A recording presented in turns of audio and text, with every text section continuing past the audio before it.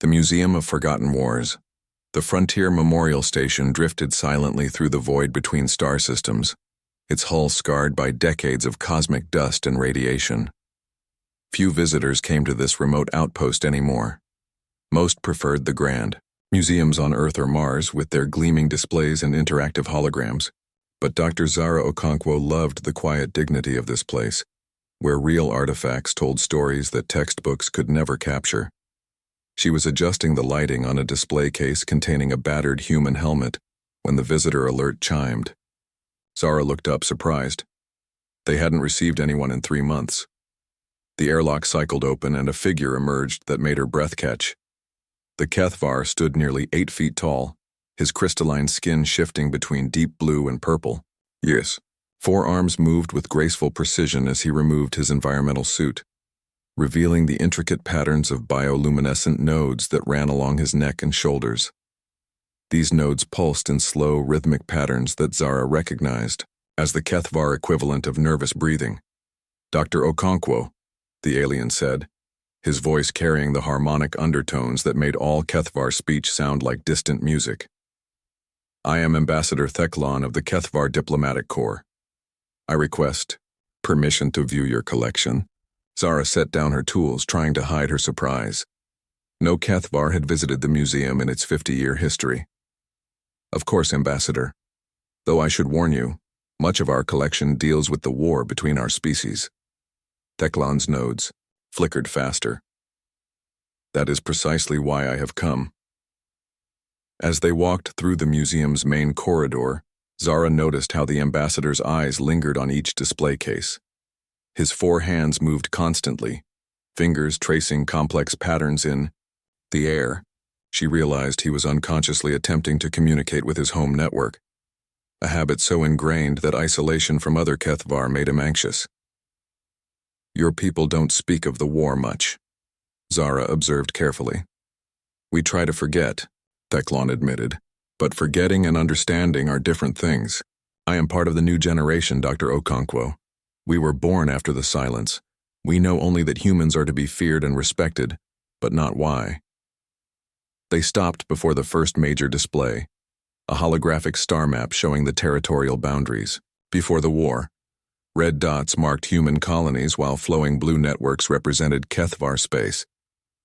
"Your expansion was rapid," Theclon noted, studying the dates. "We were young and eager," Zara replied. "Only 300 years since we left Earth. We thought the galaxy was empty, waiting for us to claim it." The next display showed first contact protocols, images of early diplomatic meetings, where humans and Kethvar had attempted to establish trade relationships. Zara watched Theclon's expression change as he read the translated records. "The negotiations failed because of a fundamental misunderstanding," she explained. "Humans thought the Kethvar were a single government speaking with one voice. We didn't realize you were a network of individual minds linked by quantum resonance." Theclon's nodes pulsed in what Zara had learned was the Kethvar equivalent of bitter laughter. "And we thought humans were a broken species, trapped in individual consciousness without the harmony of connection. We tried to fix you." The third display case contained artifacts from the early skirmishes, melted armor plating, damaged weapons, personal belongings recovered from destroyed ships. Theclon moved slowly around the case, his reflection distorted in the curved glass. "The war lasted only 18 months, Zara said softly. "But it changed everything. Show me," Theclon whispered. Zara led him to the central exhibit housed in its own chamber. The room was dimmer here, more solemn. In the center sat a simple metal chair, scorched and twisted. Around it, holographic displays showed technical, schematics, and historical footage. "This belonged to Lieutenant Marcus Webb," Zara began. "He was a communications officer aboard the UES Defiant when it was captured during the Battle of Kepler 452. The hologram activated, showing a young human strapped to an alien device. Kethvar scientists moved around him, their crystalline hands touching his temples. Theclon recoiled as he recognized the equipment. "A harmony inducer," he breathed. They were trying to connect him to the network. "Forced integration," Zara, Confirmed. Your people believed that if they could link human minds to the Kethvar collective, the war would end. Humans would understand the beauty of shared consciousness and abandon their aggressive individualism. The recording showed Webb screaming as alien technology invaded his mind. His body convulsed as foreign thoughts flooded his consciousness. But then something unexpected happened. Instead of surrendering his individuality, Webb began to fight back from within the network itself. Lieutenant Webb was connected to your people's communication system for 6 hours, Zara continued. During that time, he learned something that changed the course of the war. Teklon's forearms wrapped around his torso in a gesture of distress. What did he learn? That the network had a weakness your people had never considered. Your entire civilization depends on quantum entanglement communication. Every Kethvar mind is connected to every other through subspace resonance. It makes you incredibly efficient, but also vulnerable. The next hologram showed Webb's rescue by human special forces. The young officer was catatonic, his mind damaged by the forced connection. But the intelligence he had gathered during his torment would prove invaluable. Your engineers reverse-engineered the harmony inducer, Theklon said, studying the technical displays. His voice carried a note of growing dread. Not to use it, Zara corrected. To understand it. Once we knew how your communication worked, our scientists developed something else entirely. She activated another display, showing a device that looked deceptively simple. A metal cylinder no larger than a human forearm, covered in quantum processors and harmonic disruptors. The silence protocol, Theklon whispered. I have heard whispers of this name, but no one will explain what it means. Zara nodded grimly. A quantum communication jammer designed specifically for Kethvar frequencies. One device could disrupt network communication across an entire star system. 10 devices could create a dead zone spanning multiple sectors. The implications hit Theklon like a physical blow. His crystalline skin shifted to dark red, and his bioluminescent nodes dimmed almost to nothing. You could have cut us off from the network entirely. Made us alone. The human fleet deployed 17 silence protocol devices during the II final offensive, Zara continued. For 72 hours, every Kethvar in the target region was completely isolated from the collective consciousness. No communication, no shared memories, no harmonic comfort. Each individual mind was trapped in its own skull for the first time in their species' evolution. Theklon stumbled backward, his forearms shaking. That's worse than death. To be alone like that, to lose the song of the networks, it would drive anyone insane. Many did go insane, Zara admitted. The psychological trauma was severe, but humans didn't activate the devices to cause suffering. They used them to end the war. The final holographic display showed the aftermath. Kethvar fleets drifting powerless in space, their crews catatonic from forced isolation. Human ships moving among them, not to destroy but to rescue. I don't understand, Theklon said. If humans had such a powerful weapon, why didn't they use it to conquer us? Why show mercy to an enemy? Zara smiled sadly. That's the question every species in the galaxy asks about humans. Come, let me show you the rest of the story. They moved to the final chamber, where a single artifact dominated the space. It was a piece of crystalline material, perfectly clear except for intricate patterns of light that pulsed within its structure. Theklon gasped as he recognized it. A network core, he breathed. But how? These are only found on our home world. Admiral, Sarah Chen brought it back after the Kethvar surrender, Zara explained. She said it was the most beautiful thing she had ever seen. The physical manifestation of an entire species' shared consciousness, flowing like music made visible. Theklon approached the core reverently. Our ancestors sang their memories into these crystals. Each one contains 1,000 generations of knowledge and wisdom. Admiral Chen studied this core for months, Zara continued. She wanted to understand what humanity had nearly destroyed. The more she learned about Kethvar culture, the more she realized that your people weren't evil. You were simply trying to preserve something precious that you thought humans would destroy. The ambassador turned to face her, his nodes pulsing with confusion. "But we invaded human colonies. We kidnapped your people and tried to force them into the network. How could your leaders show us mercy after such crimes?" Zara moved to stand beside the network core, its inner light casting rainbow patterns across her face. "Because humans learned something during the war that changed everything. We discovered that being powerful enough to destroy something doesn't mean you should." "I still don't understand. Admiral Chen once told me that the real test of humanity came not when we were losing the war, but when we were winning it. Any species can fight desperately for survival. But what do you do when you have the power to completely annihilate your enemy? When you could erase them from existence with the push of a button?" Theclon's crystalline features reflected the core's shifting light. "What did humans choose? They chose to turn off the silence protocol devices. They chose to restore your people's connection to the network. They chose to help rebuild your civilization instead of ruling over its ruins." The chamber fell silent except for the soft humming of the network core. Teclon stood motionless for long minutes, processing what he had learned. When he finally spoke, his voice carried a note of wonder. "Is that why the other species fear humans? Not because of your weapons or your aggression, but because of your restraint?" Zara nodded. "Nothing is more terrifying than an enemy who shows you mercy when they could have chosen destruction. It forces you to question everything you believed about them, and everything you believed about yourself," Teclon added quietly. As they walked back through the museum, the ambassador paused at each display with new understanding. The artifacts that had seemed like trophies of war now appeared as monuments to human choice, the decision to heal rather than harm, to build rather than destroy. "Dr. Okonkwo," Teclon said as they reached the airlock, "may I ask you a personal question?" "Of course.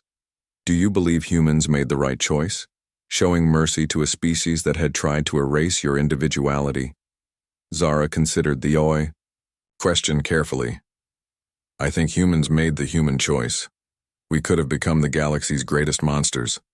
Instead, we chose to become something else entirely." Teclon sealed his environmental suit and prepared to leave. "Thank you for showing me the truth. I understand now why my people speak of humans with such reverence and fear." "And why is that?" The Kethvar ambassador paused at the threshold. "Because you proved that the strongest species in the galaxy is not the one with the best weapons or the largest fleets. It's the one with the wisdom to know when not to use them." As Theclon's shuttle disappeared into the starfield, Zara returned to her work among the artifacts. Each piece told part of humanity's story, but the most important chapters were still being written across the galaxy, in research stations where human and Kethvar scientists worked together, in diplomatic chambers where former enemies crafted treaties of friendship, in the vast network itself, where human observers were slowly learning to hear the music of a connected civilization. The war had ended 50 years ago, but its real victory was still unfolding. Not in the conquest of an enemy, but in the creation of an ally. Not in the silence of death, but in the harmony of understanding. The day the stars stopped singing.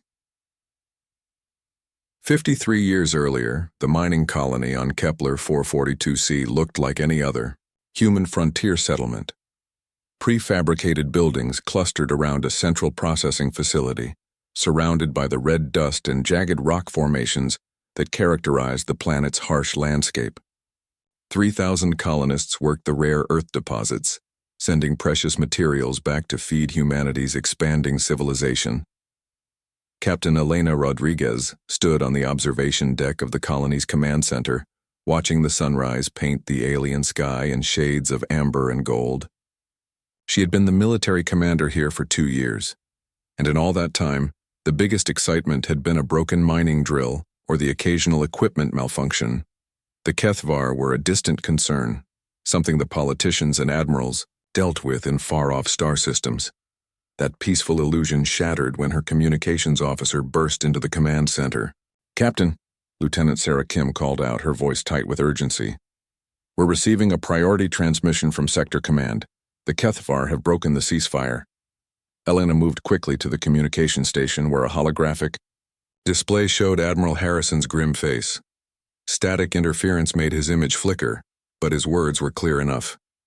All frontier colonies are now considered combat zones, the Admiral announced. Kethvar fleets are moving against human settlements across 3 sectors. We're sending reinforcements, but they won't reach you for at least 6 days. The transmission cut to static, leaving Elena and her staff staring at empty air. 3,000 civilians protected by a garrison of 30 soldiers, facing an unknown alien threat with no hope of immediate rescue. Ma'am, Lieutenant Kim said quietly, we're detecting massive energy signatures entering the system. Multiple Kethvar vessels, configuration unknown. Elena activated the colony's emergency protocols. Automated systems sealed the mining shafts and activated defensive barriers around the main settlement. Warning sirens echoed across the facility as civilians hurried to designated shelter areas. How many ships? Elena asked, studying the tactical display. 17 confirmed contacts, possibly more. They're using some kind of stealth technology that interferes with our sensors. Elena felt ice form in her stomach. 17 warships against one barely defended mining colony. The math was simple and terrifying. The first Kethvar vessel descended through the atmosphere like a crystalline cathedral, its faceted hull refracting sunlight into rainbow patterns. It was beautiful and alien, nothing like the functional geometric shapes of human spacecraft. As it approached the colony, Elena could see smaller vessels detaching from its sides like living cells dividing. They're landing outside the perimeter, her tactical officer reported. No weapons fire yet. Maybe they want to negotiate, Lieutenant Kim suggested hopefully. Elena shook her head. If they wanted to talk, they would have responded to our hails. Get me a count on their ground forces. The numbers that came back made Elena's knees weak. Thermal sensors detected over 2,000 Kethvar troops deploying around the colony. Each alien stood 8 feet tall and possessed 4 arms capable of wielding multiple weapons simultaneously. Their crystalline armor seemed to absorb and redirect energy, making them nearly invisible to infrared targeting. Captain, came the voice of Dr. Marcus Webb, the colony's chief scientist. I think you need to see this. Elena hurried to the research lab, where Webb had set up a quantum resonance detector. The device showed a 3-dimensional map of the local spacetime, with flowing patterns of energy connecting each point. The Kethvar aren't just communicating through normal radio waves, Webb explained. They're using quantum entanglement to share information instantaneously across any distance. Every soldier down there is connected to every other member of their species. A hive mind? Elena asked. More sophisticated than that. Individual consciousness? Linked through quantum resonance. They can share memories, tactical data, even emotional states in real time. Fighting them is like fighting a single organism with thousands of bodies. Elena studied the swirling patterns on Webb's detector. What about their weakness? There has to be something we can exploit. Webb manipulated the display, highlighting the quantum communication pathways. The entire system depends on subspace resonance frequencies. If we could disrupt those frequencies, we could cut them off from each other, Elena finished. Make them fight as individuals instead of a collective. Theoretically, yes, but we don't have the technology to generate that kind of quantum interference.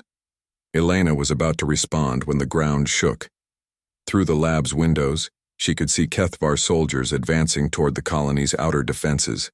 Their movements were perfectly coordinated, each warrior moving in harmony with their comrades as if choreographed by an invisible conductor. Get everyone to the shelters, Elena ordered.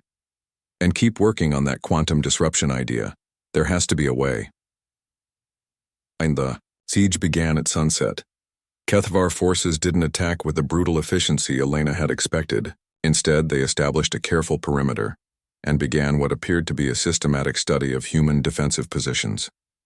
Their weapons fire was precisely targeted, designed to disable rather than destroy. They're probing our responses, Elena realized as she watched the tactical display, learning how we fight so they can counter our tactics. Hours passed in a strange dance of attack and counterattack. The Kethvar would test a particular defensive position, observe how humans responded, then adapt their approach accordingly. It was like fighting an enemy that grew smarter with every exchange of gunfire. On the second day, Dr. Webb made a breakthrough. "Captain, I think I've found something.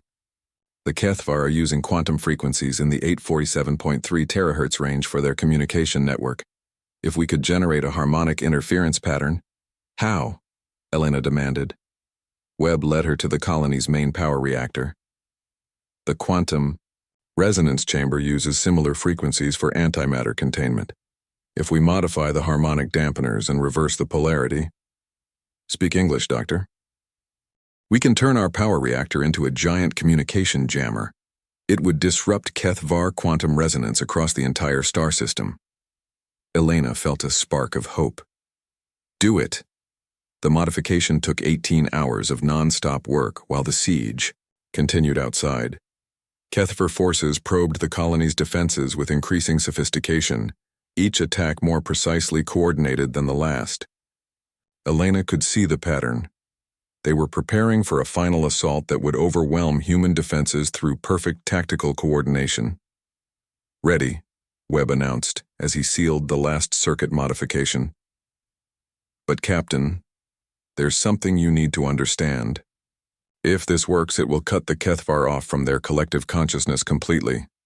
They'll be alone in their own minds for the first time in their evolutionary history. The psychological shock could be devastating." Elena looked out at the alien forces surrounding her colony. 3,000 human civilians depended on her decision.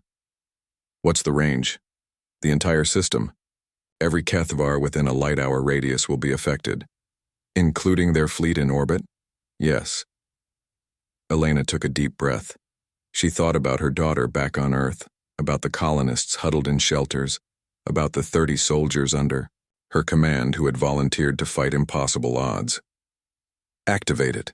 The quantum disruptor engaged with a deep harmonic tone that seemed to resonate in Elena's bones.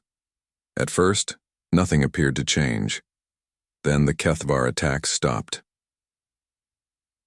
Through her binoculars, Elena could see alien soldiers stumbling, their perfect coordination shattered. Some fell to their knees, clutching their heads as if in agony. Others wandered aimlessly, no longer connected to the collective consciousness that had guided their every action. "My God," Webb whispered. "Look at them." The effect was immediate and total. Kethvar warriors who had moved like parts of a single organism now struggled to function as individuals. Many appeared to be having what could only be described as panic attacks, overwhelmed by the sudden isolation from their network. "Captain," Lieutenant Kim called from the communications station. "I'm receiving a transmission from the Kethvar fleet. They're asking for help." Elena felt her blood run cold. "Put it through." The voice that emerged from the speakers was unlike anything she had heard from the aliens before. Instead of the harmonic chorus that characterized Kethvar communication, this was a single terrified individual consciousness. "Human settlement. This is High Commander Vashatai of the Kethvar Expeditionary Force. Please help us. We cannot hear the song. The network is silent. We are alone." Elena closed her eyes, feeling the weight of command settle on her shoulders. She held in her hands a weapon that could cripple the entire Kethvar civilization. Every member of their species within light years was now experiencing the psychological equivalent of sensory deprivation torture.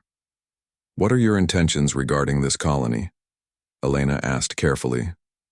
I don't know," Vashtai admitted. "Without the network, I cannot coordinate with the fleet commanders. My soldiers on the ground are confused and frightened. Some are catatonic. We came here to integrate your people into our collective consciousness, to bring you the gift of connection. But now I understand the horror of isolation that you experience every day." Elena looked at Dr. Webb, who was monitoring the quantum disruption field. "How long can we maintain this?" "Indefinitely." "But Captain, look at the medical readings I'm getting from the alien positions. Their stress hormones are off the charts. Several appear to be going into some kind of shock. If we keep this up much longer, we might cause permanent psychological damage." Elena made the hardest decision of her military career. "Hi, Commander Vashitai. I'm going to restore your communication network, but I want your word that your forces will withdraw from this system and not return." You would restore the network? After we attacked your colony, I'm giving you one chance to prove that Kethavar honor means something. Do I have your word? There was a long pause before Vashti responded. "You have my word, Captain Rodriguez, and my gratitude." The silence is indescribable. Elena nodded to Webb, who began shutting down the quantum disruptor. Within minutes, the harmonic tone faded, and Kethavar communication frequencies returned to normal. Through her binoculars, Elena watched as alien soldiers on the ground slowly regained their composure, their movements becoming coordinated once again. But something had changed. Instead of resuming their attack positions, the Kethavar forces began withdrawing. Their ships lifted off from the planet's surface and moved toward the edge of the system, exactly as promised. "Captain," Lieutenant Kim said in amazement, "the Kethavar fleet is departing. All vessels are leaving the system." Elena slumped in her command chair, exhaustion hitting her like a physical blow. They had survived, not through superior firepower or tactical brilliance, but through a combination of human ingenuity and the choice to show mercy when mercy seemed impossible. "Dr. Webb," she said quietly, "document everything about the quantum disruptor. Command needs to know what we discovered here." Webb nodded, but his expression was troubled. "Captain, do you realize what this means? We could end the war tomorrow. Deploy these devices across Kethavar space and their entire civilization would collapse." Elena looked out at the alien sunrise where the last Kethavar ship was disappearing into the star-filled sky. "I know, Doctor. The question is, what kind of species do we want humanity to become?" That question would echo through the corridors of human command for the remainder of the war. In Elena's hands lay the power to commit genocide against an entire alien civilization. The Kethavar had shown humans the meaning of connection, of shared consciousness and collective purpose. In return, humans had shown them the terrifying beauty of individual choice. The war was far from over, but something fundamental had shifted on that distant mining world. For the first time in galactic history, a species had gained the power to utterly destroy their enemies and had chosen restraint instead. The reverberations of that choice would reshape not just the conflict between humans and Kethavar, but the entire future of civilized space. As Elena filed her report to Sector Command, she couldn't know that her decision would be studied by xenopsychologists for centuries to come. The day the stars went silent had become the day that humanity proved itself worthy of the vast responsibilities that come with great power, the choice that changed everything. The diplomatic summit station hung in neutral space between human and Kethavar territories, its elegant spiral architecture designed to accommodate both species' aesthetic preferences. Admiral Sarah Chen stood at the observation deck, watching as the massive Kethavar ceremonial vessel approached through the starfield. Its crystalline hull caught and refracted the light of 3 distant suns, creating rainbow patterns that danced across the station's viewports. 50 years had passed since the end of the war, and this summit would determine the future relationship between their two civilizations. At 68, Admiral Chen was one of the few humans who remembered the conflict firsthand. She had been a young captain during the siege of Vega Colony, had witnessed the first successful deployment of the EI Silence Protocol, and had made the decision that ended the war. "Admiral," came the voice of Dr. Zara Okonkwo, the summit's chief historical advisor. "The Kethavar delegation is requesting permission to board." Chen turned from the viewport, straightening her dress uniform. "Grant it. And Dr. Okonkwo, remember that what we discuss here will be recorded for posterity. Choose your words carefully." The main conference chamber had been designed as a perfect sphere, with seating arranged so that no species held a position of dominance over another. As the Kethavar delegation entered, Chen was struck by their grace and dignity. The lead figure stood nearly 9 feet tall, his crystalline skin shifting through deep purples and blues.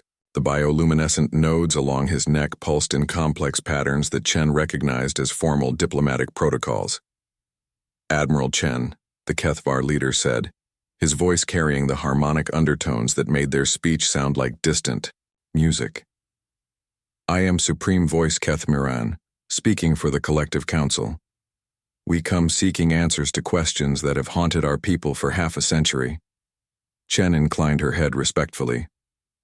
"Supreme Voice, I appreciate your directness.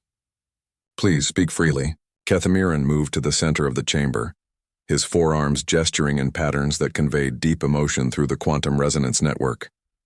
"Admiral, your species has shown us kindnesses that we struggle to understand. After we invaded, your colonies attempted to force your people into our collective consciousness and fought a war of conquest against your civilization. You chose mercy over vengeance. Why?" Chen had been asked this question countless times over the decades, by human psychologists and alien diplomats alike. But coming from Kethmiran, speaking for an entire species that had lived with confusion and gratitude for 50 years, it carried special weight. "May I tell you a story, Supreme Voice?" Chen asked. "Please." Chen activated a holographic display that showed the star system where the war had truly ended. This was the Arcturus system, site of your homeworld and the heart of Kethvar civilization. By the final year of the war, human forces had developed 847 silence protocol devices, enough to cut off quantum communication across your entire territory. The hologram shifted to show tactical positions, human fleets positioned around every major Kethvar world, each ship equipped with communication jammers that could isolate billions of minds from their collective network. I was in command of the fleet preparing for the final assault, Chen continued. Our orders were to deploy the silence protocol across all Kethvar space simultaneously. With your communication severed, your military would collapse within hours. Your entire civilization would have been helpless. Kethmiran's nodes pulsed. Faster, a sign of agitation.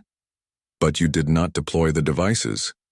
"No, we did not, and the reason why requires me to tell you about a human named Marcus Webb." Chen activated another holographic display, showing a middle-aged man with graying hair and kind eyes. Dr. Webb was the scientist who first developed the quantum communication jammer. He had been captured and tortured by your people early in the war, forced to connect to your network against his will. The Kethvar delegation shifted uncomfortably. Chen could see guilt in their crystalline features as they remembered their species' attempts to forcibly integrate human minds into the collective consciousness. Dr. Webb spent 6 hours connected to your network, Chen continued. It nearly drove him insane, but it also gave him unprecedented insight into Kethvar psychology. When he recovered, he became the galaxy's leading expert on your species' mental architecture. What did he learn? Kethmiran asked quietly. That the Kethvar are not a hive mind as we initially believed. Each individual consciousness remains distinct within the network. You share thoughts and emotions, but you retain personal identity and free will. Dr. Webb realized that your collective consciousness is not a weakness to be exploited, but one of the most beautiful achievements in galactic history. Chen paused, letting that revelation sink in. He also learned something else. He discovered that prolonged separation from the network doesn't just cause psychological distress. It causes permanent neurological damage. A Kethvar isolated for more than a few days will never fully reconnect to the collective consciousness. The chamber fell silent. Kethmiran's bioluminescent nodes dimmed to almost nothing, a sign of deep emotional shock. Dr. Webb presented his findings to the Human War Council 3 days before the planned final assault. Chen continued. He explained that using the silence protocol on a planetary scale would not just defeat the Kethvar military, it would lobotomize your entire civilization. Billions of sentient beings would be reduced to isolated, damaged minds, permanently severed from the network that gave their lives meaning. And that changed human strategy? Kethmiran asked. It changed everything. President Martinez called an emergency session of the Unity Council. Dr. Webb's presentation lasted 6 hours, during which he explained not just the technical details of Kethvar psychology, but the ethical implications of our planned attack. Chen activated a new hologram showing Earth's governing chambers, where human leaders had debated the fate of an alien civilization. The debate was intense. Many council members argued that the Kethvar had started the war, that they had tried to erase human individuality through forced integration. They said that using the silence protocol was justified self-defense. What arguments convinced them otherwise? Dr. Okonkwo asked from her position as historical observer. Chen smiled sadly. Dr. Webb asked one simple question. What kind of species do we want humanity to become? He pointed out that we had gained the power to commit perfect genocide, to destroy an entire civilization's capacity for thought and connection. But having that power didn't mean we should use it. Kethmiran moved closer to the holographic display, studying the images of human leaders locked in ethical debate. Your people chose mercy over victory. We chose to become something better than our enemy's worst fears, Chen corrected. The vote was close, but the council ultimately decided to end the war through negotiation rather than destruction. The hologram shifted to show the historic moment when human and Kethvar representatives met on neutral ground. Chen had been there personally, serving as military advisor to the human delegation. The ceasefire negotiations took place on this very station, Chen continued. Your representative was High Commander Vashitai, the same Kethvar who had experienced the silence protocol during the siege of Kepler 442c. Kethmiran's nodes pulsed in recognition. Vashtai is revered among our people as the first voice of understanding. He was the one who convinced our collective council to accept human terms. Those terms were unusual by galactic standards, Chen admitted. Humans demanded no territorial concessions, no war reparations, no punishment of Kethvar leadership. Instead, we asked for three things: an end to forced integration attempts, respect for human cognitive autonomy, and permission to establish cultural exchange programs. Cultural exchange? Kethmiran seemed puzzled. Why would a victorious species seek to understand their defeated enemies? Dr. Okonkwo stepped forward. Because humans had learned something during the war that changed our entire perspective. We discovered that the Kethvar weren't evil or malicious. You were trying to share what you considered the greatest gift possible, connection to something larger than individual consciousness. Chen nodded. Dr. Webb's analysis revealed that every Kethvar action during the war had been motivated by genuine compassion. You saw humans as a broken species trapped in isolation, and you wanted to heal us. Your methods were wrong, but your intentions were noble.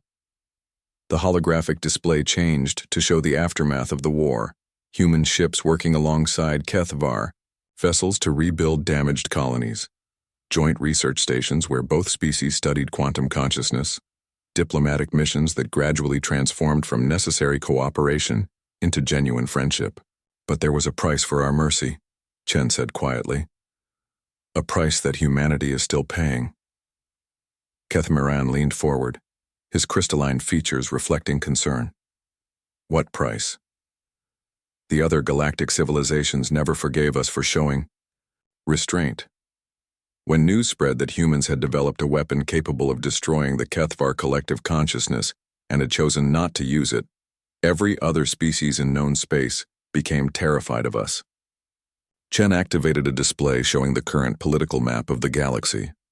Vast regions were marked in red, indicating space controlled by species that had formed defensive alliances specifically to contain human expansion.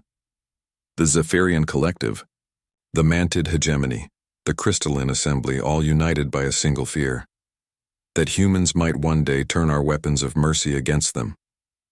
They understood that a species capable of restraint was far more dangerous than one driven by simple aggression.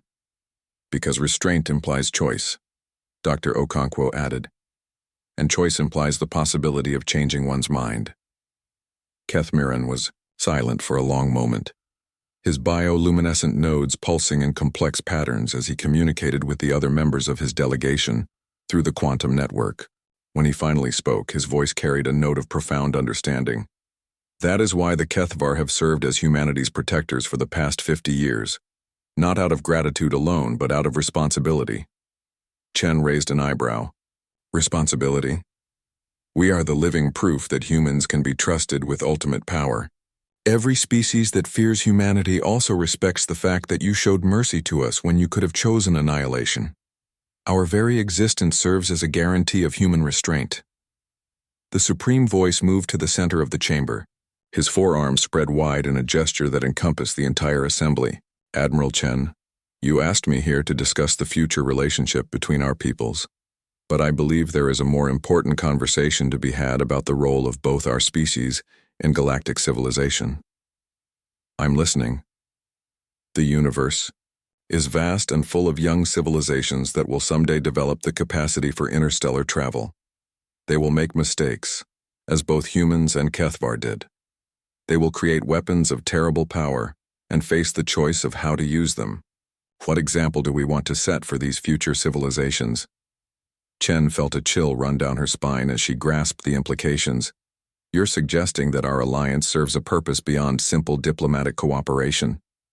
"I am suggesting that humans and Kethvar together represent something unprecedented in galactic history, the union of individual determination and collective wisdom. Humans brought innovation, adaptability, and the courage to make difficult moral choices. Kethvar brought harmony, shared knowledge, and the ability to see beyond immediate self-interest." Dr. Okonkwo activated her recording device. "Supreme Voice, are you proposing a formal alliance between our species?" Kethmiran's nodes blazed with brilliant light. "I am proposing something far more ambitious. A new model for galactic civilization based on the principles that ended our war. The choice to understand rather than conquer, to heal rather than harm, to build rather than destroy." The chamber fell silent as the implications sank in. Chen looked around at the assembled delegates, human and Kethvar alike, seeing the weight of history settling on their shoulders. "There would be challenges," Chen said carefully. "The other galactic powers would see such an alliance as a threat to their own dominance." "Let them," Kethmiran replied. "Fear is a temporary emotion, but respect for strength tempered by wisdom can last for millennia." Chen thought about the war that had brought them to this moment. The young captain who had faced impossible odds on a distant mining world and chosen mercy over victory. The scientist who had suffered torture to learn the true nature of his enemies. The countless soldiers on both sides who had fought and died for causes they barely understood. "Supreme Voice," Chen said finally, "what exactly are you proposing?" Kethmiran gestured to his delegation, and each member stepped forward in turn. "The Kethvar Collective Council offers humanity a permanent alliance, not as senior and junior partners, but as equals in every sense. Shared technology, shared knowledge, shared responsibility for maintaining peace in the galaxy. And in return, we ask only that humans continue to be what you have always been, the species that chooses hope over fear, mercy over vengeance, understanding over hatred. Be the reminder that true strength comes not from the ability to destroy, but from the wisdom to create." Chen felt tears forming in her eyes as she grasped the full magnitude of what was being offered. 50 years ago, humans and Kethvar had been bitter enemies locked in a war of mutual annihilation. Now they stood on the threshold of a partnership that could reshape galactic civilization itself. "I don't have the authority to accept such an offer," Chen admitted. "This would require approval from the Unity Council, and probably a referendum among human colonies." "Of course. But Admiral, may I ask for your personal opinion? Do you believe such an alliance would honor the memory of those who died in our war?" Chen thought about Elena Rodriguez, the mining colony captain who had first discovered the Kethvar vulnerability and had chosen to restore their communication network rather than exploit it. She thought about Marcus Webb, who had endured torture to understand his enemies and had used that knowledge to save both species from mutual destruction. She thought about the thousands of soldiers, human and Kethvar alike, who had died fighting for causes they believed in. "Supreme Voice," Chen said, her voice steady despite the emotion behind it. "I believe such an alliance would be exactly what they died for. The hope that someday former enemies could become partners in building something better than either could achieve alone." Kethamiran's bioluminescent nodes blazed like stars as he conveyed Chen's words to the vast network of Kethvar consciousness. Within seconds, billions of alien minds were considering the proposal, debating its merits through quantum-linked thoughts that spanned light years. The network gives its consent, Kethmiran announced. Pending human approval, the Kethvar collective accepts humanity as true partners in galactic stewardship. As the formal ceremonies began, Chen found herself thinking about the War Museum where Dr. Okonkwo worked, preserving the artifacts and memories of a conflict that had nearly destroyed both civilizations. Those exhibits told the story of how two species had found a way to turn their greatest weaknesses into their greatest strengths. The humans had learned that true victory came not from defeating an enemy, but from understanding them well enough to transform them into allies.